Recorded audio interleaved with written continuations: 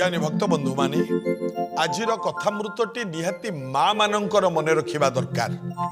सब माँ माने टिके मन रख। छुआटीए जन्म हैला परे जेकोसी माटी ता पाखरे जी थिबो नले निज माँ मध्य ता कान पाखरे 7 थर ए केतुटी शब्द निहाती कहंतु छुआर कान पाखरे कौन कहिबे? प्रथम कहिबे अस्मा भव।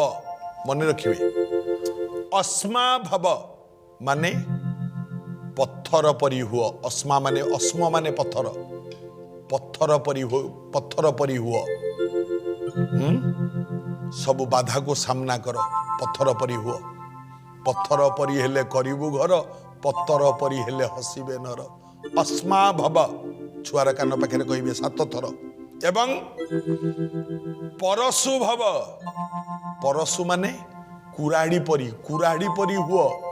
सब बाधा विघ्न को सामना कर, डरी जाना, कोठी हारी जाना तो जीवन भितरे। अस्मा भव परशु भव। आउ गोटे शब्द कहिबो कौन? हिरणमय स्वम भव। हिरणमय स्वम भव माने हिरणमय माने सुवर्ण बा सुना।